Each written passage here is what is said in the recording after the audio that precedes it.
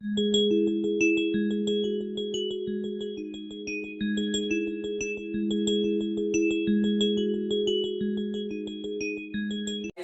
to my YouTube channel RP Science Class 9. You are most welcome here. Today in this topic we are going to learn and some important point, that is a motion. Motion means what? Motion मतलब क्या होता है? A change in position.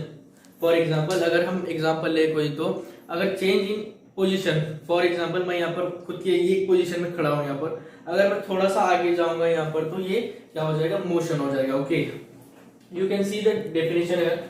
Motion is the change in the position of an object. Object कौन है यहाँ पर? Object मैं हूँ. एंड मोशन, अगर मैं इधर तक जाता हूँ तो ये मोशन बन जाएगा. ओके, ये कंसेप्ट क्लियर है आपकी. उसके बाद motion of an object can be uniform and non uniform.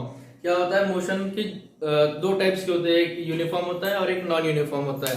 Uniform motion और नॉन यूनिफॉर्म मोशन हम अभी इसके बाद पढ़ेंगे. अभी तो हम motion of a straight line पढ़ रहे हैं. स्ट्रेट लाइन का मोशन आता है यहाँ पर, इसका हम एग्जांपल के साथ करेंगे. एग्जांपल क्या है? Question is that first here is O.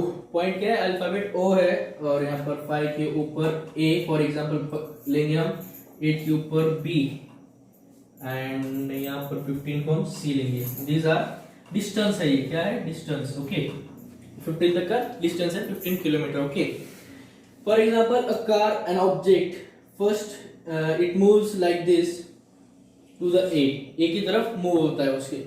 then it continues move to the C. Okay, कितना हुआ ये? 15 km होगा. कहां तक? 15 km C तक. then it returns up to B. तो यहाँ कितना कैलकुलेशन हुआ? पहले 15 तक गया, बाद में रिटर्न जो आ रहा है 8. यहाँ पर आप कैलकुलेट कर सकते हो 1 2 3 4 5 6 7. ओके, कितना होता है? 7 प्लस 7 किलोमीटर. हमें यहाँ पर क्या फाइंड आउट करना है? इस एग्जांपल में हमें फाइंड आउट करना है कि ऑब्जेक्ट कितनी देर कितना डिस्टेंस पार किया, यानी कितना डिस्टेंस तक ऑब्जेक्ट या कोई कार चली थी.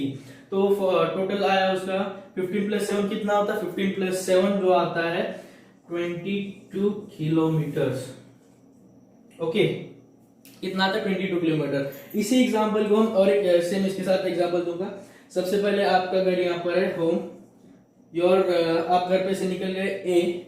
यहाँ पर टी शॉप है, यानी कॉफी शॉप है, साइबर कैफे वगैरह. यहाँ पर आगे आप जाते हैं, यहाँ पे गेस्ट के पास चले गए, मतलब आपके मेहमान के पास आप चले गए. वहां से वापस आते समय आपने यहाँ पर रेस्टोरेंट पे गए, आप रेस्टोरेंट पे गए, और आपके पेरेंट्स ने बताया कि आपको टोटल डिस्टेंस हमने कितना किया, यानी कितना कवर किया, उसका कैलकुलेशन करना है. तो इस मेथड से करना होगा आपको कैलकुलेशन. फर्स्ट यहाँ से हम टोटल 15 किलोमीटर, देन रिटर्न यहाँ पे आए तो यहाँ पे 8 किलोमीटर, वापस 7 किलोमीटर आने के बाद टोटल हो जाएगा कितना? 22 किलोमीटर टोटल हो जाएगा. और यूनिफॉर्म और नॉन यूनिफॉर्म दो एक बहुत बड़े कंसेप्ट है मोशन चैप्टर के अंदर. बहुत इंपॉर्टेंट कंसेप्ट है, जिसकी बेसिस पर सिर्फ मोशन चैप्टर जो बना है, इसी के बेसिस पर बना है. तो अभी हम एस करके इसको uniform and non uniform motion start करते हैं. हाँ, ओके. तो अभी हम, जैसे मैंने आपको बताया था, uniform and non uniform motion एक बहुत बड़ा कंसेप्ट लेकर आता है मोशन चैप्टर के अंदर. वो हर एक, यानी 6 में भी थोड़ा बहुत उसका पार्ट है, 7 में है, 8 में है, और कंटिन्यू 11 12 तक आपके साथ ही रहेगा. ओके, तो डरने की बात नहीं. इसको एक्सप्लेन अगर मैं आपको कर दूं एकदम सिंपल वे में, तो देखिए, uniform motion. What is uniform motion? Uniform motion is an motion when any object covers equal distance in a equal interval of time. मतलब when an object, if I am an object, I covers a distance of 2 feet in the same time which I covered a distance of 1 feet. And उसके बाद अगर आपको example में बता दूं मैं, तो जितना टाइम मुझे 1 फीट को कवर अप करने यानी चलने के लिए लगा, अगर सेम टाइम पीरियड हमें सेकंड फीट चलने के लिए लगेगा, तो it is N uniform motion. Okay, Hindi में आपको एक्सप्लेन किया, और एक एग्जांपल दूंगा मैं आपको. फॉर एन एग्जांपल, ये कार है, यहाँ पे car, it is moving, it is 5 kilometre, 10, 15 and 20. Okay, it is moving continuously in a same path, and it is in the distance and equal distance and equal time period, यानी जो पहले 5 kilometre in first 5 kilometre जितना, for example उसने अगर 20 minutes लिए 5 kilometre cover up करने के लिए, तो 10 किलोमीटर कवर अप करने के लिए वो लेगा 40 minutes. Okay, then it is known as uniform motion. Uniform motion का आप देख सकते हैं यहाँ पे इक्वल टाइम ऑफ पीरियड, ये आप देख सकते हैं, ये फॉर्मेट, इसका बार ऐसा ग्राफ ऐसा बन जाएगा। और नॉन यूनिफॉर्म मोशन क्या होता है? What is non uniform motion? इसका एकदम अपोजिट नोन एज, यहाँ पर हम इसको कॉपी करेंगे, uniform motion. Okay, then non uniform motion क्या होता है? एकदम जो यूनिफॉर्म मोशन है उसका सारा अपोजिट हो जाएगा non uniform motion. When any object is not when any object covers unequal, yani not an equal distance in a unequal time of period is known as non uniform motion। okay, non uniform motion मतलब क्या होता है? if an object is here, यहाँ पे car है, इसी का example लूंगा और आपको और एक बार सबसे पहले एग्जांपल लूंगा मैं, समझ लो आप 2 फीट का अगर एक वे है, ये 2 फीट का एक रोड है, वहां पे जा रहा हूं मैं, तो फर्स्ट फीट के लिए मुझे कवर अप करने के लिए मुझे लगा 2 सेकंड। ओके, और नेक्स्ट सेकंड स्टेप जो सेकंड फीट जो मैं डाल रहा हूं, वहां पर सेकंड फीट जो कवर अप कर रहा हूं मैं, उसको अगर लगा 3 second, it is an non uniform motion. Okay, आपको एक एग्जांपल दिया और एक एग्जांपल दूंगा इसका, कार का एग्जांपल। कार के एग्जांपल में क्या होता है? इफ कार कवर्स पहले 5 किलोमीटर में कितना लिया इसने? पहले 5 किलोमीटर में इसने लिया 10 मिनट्स। देन उसके बाद ये 5 किलोमीटर में इसने लिया 12 minutes. Then it is not an uniform motion, it is an non uniform motion. Okay, अगर आई थिंक आपको और भी अगर डाउट होगा तो इसको एकदम सरल, एकदम इजी लैंग्वेज में आपको समझाता हूं कि सबसे पहले क्या होता है। अगर car is travelling, okay, car is travelling, first total उसका जो वे है, यहाँ फॉर एग्जांपल अगर हम लेंगे 20 किलोमीटर का उसका रास्ता है। ओके, 20 किलोमीटर का उसका रोड है। 20 किलोमीटर के रोड में सबसे पहले किलोमीटर 1 किलोमीटर से किलोमीटर 5 तक कितना टाइम लगा हमें? अगर हमें फॉर एग्जांपल 10 मिनट्स लगते हैं 5 किलोमीटर जाने के लिए, तो अगले 5 किलोमीटर, जैसे 5 किलोमीटर के बाद टोटल हम 10 किलोमीटर तक हमें पहुंचना है, तो हमें अगर फॉर एग्जांपल हमें 50 मिनट्स लगेंगे, 60 मिनट्स लगेंगे, तो वो हो जाएगा नॉन यूनिफॉर्म मोशन। ओके, और अगर हमें सेम इंटरवल लगेगा जो पहले लगा था, then it is known as uniform motion. तो ओके, अगर और आपको अगर डाउट है या कोई क्लियरेंस अगर आपको समझ में नहीं आ रहा है, तो मैं यहाँ पर आपको एक वर्डिंग फॉर्म में लिख के बताता हूँ।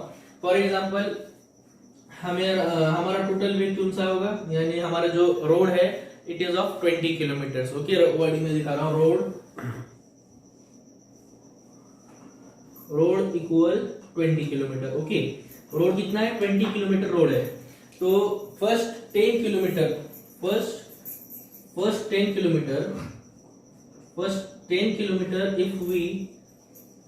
if we pass it in only 15 minutes। Okay, ये 10 किलोमीटर को हमने कितने मिनट में पास कर लिया? 15 मिनट में पास कर लिया। और जो आने वाले ये 10 किलोमीटर, तो 20 में से 10 माइनस हो गए, हमने 15 मिनट्स में उसको पास कर लिया। और आगे जो 10 किलोमीटर होंगे, फॉर एग्जांपल आगे की जो सेकंड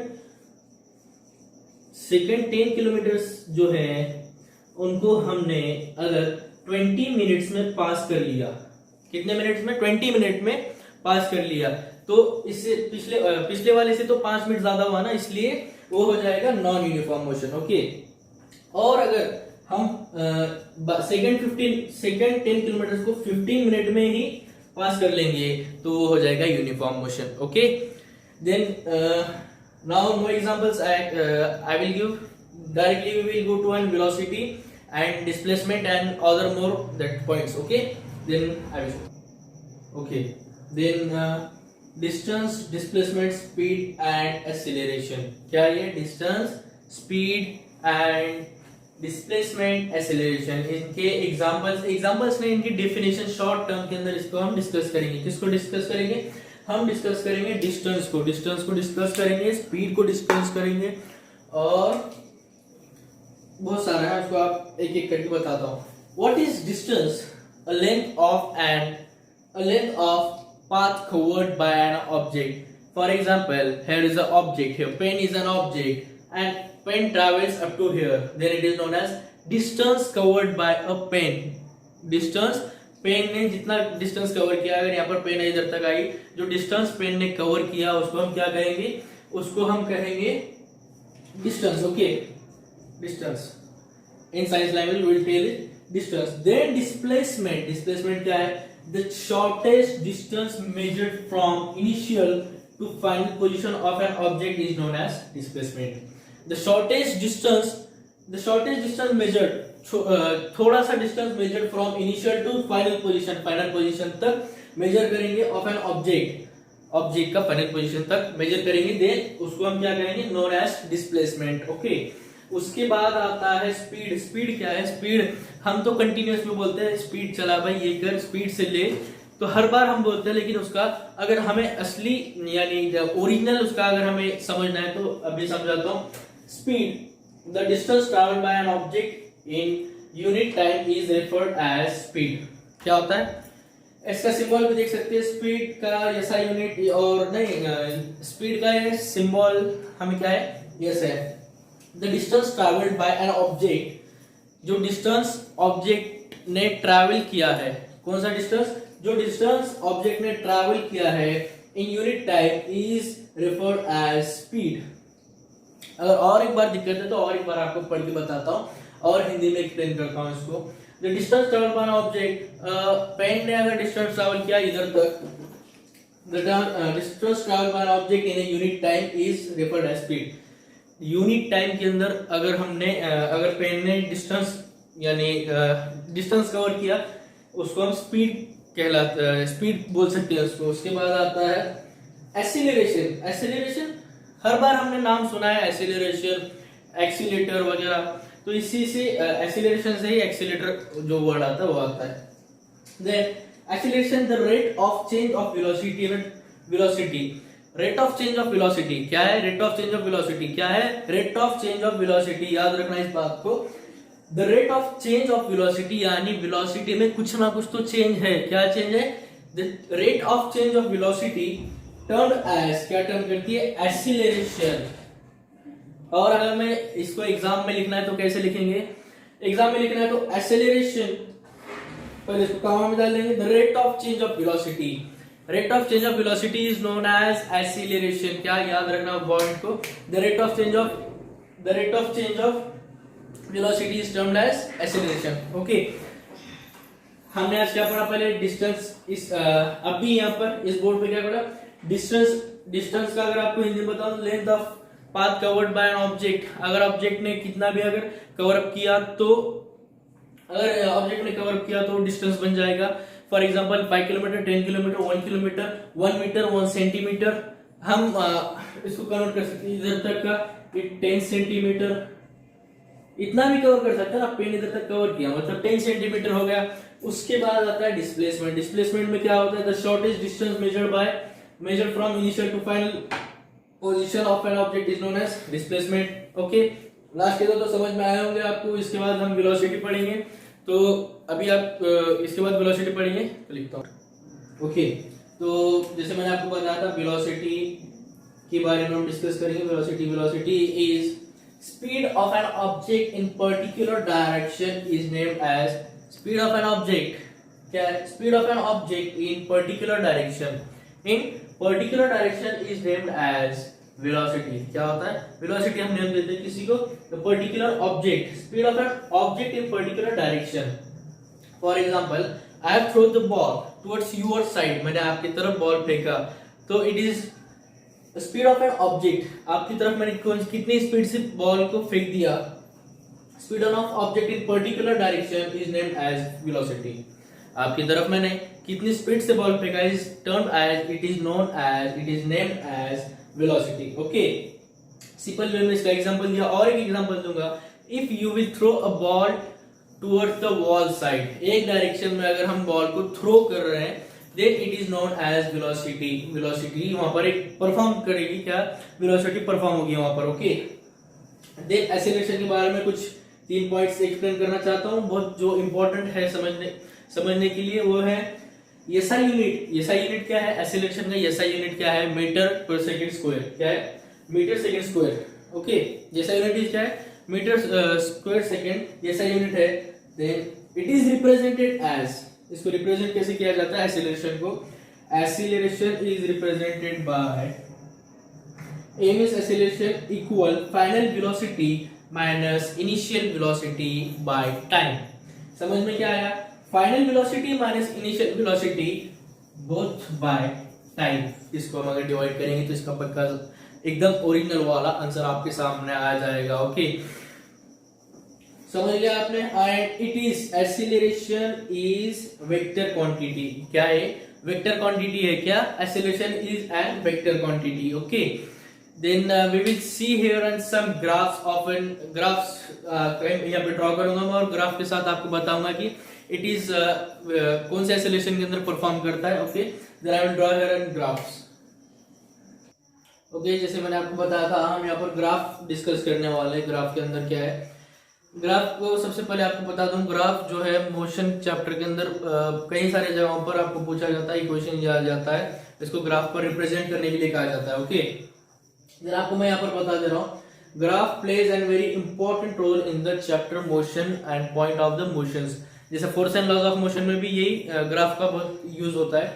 तो आपको यहाँ पर बताऊंगा सबसे पहले uniform acceleration, ACC is acceleration. Okay, uniform acceleration में क्या होता है? It goes upside. क्या होता है? मतलब सेम टाइम, और it depends on, you can see here, and यहाँ पर टाइम है, velocity, time will be the same but the velocity increases। क्या होता है? हमने पीछे पढ़ा ना अभी, velocity increases, time decreases, time will be equal, and here time कभी ऊपर जाता है, velocity ऐसा हो जाता है here, फिर ऐसा like this it will go, then it is a non uniform acceleration। कौन सा वाला acceleration है वो? non uniform acceleration। Okay, non uniform acceleration। Last जो आता है ये स्टेशनरी भी कहते हैं इसको, नॉन एक्सेलरेशन। क्या ये? नॉन एक्सेलरेशन, जिसके अंदर एक्सेलरेशन नहीं होता है। It will be the straight line like a rest position. Okay, then I thought आपको समझ में आ गया होगा ये सारे पॉइंट्स जो आज हमने इस वीडियो में बताए हैं आपको। तो और सबसे इंपॉर्टेंट चीज जो बता रहा हूं मैं आपको, देन जो मोशन चैप्टर हमने जो अभी पढ़ा, इस चैप्टर के अगर आपको फ्री ऑनलाइन ई बुक या फिर आपको नोट्स अगर चाहिए तो आपको इस वीडियो के डिस्क्रिप्शन बॉक्स में आपको मोशन चैप्टर के नोट्स जो है उसकी लिंक मिल जाएगी। आप हमारे वेबसाइट पर विजिट करके उसको ले सकते हैं। आपको अगर वीडियो पसंद आई तो like, share and subscribe to our channel. So we will meet in next video.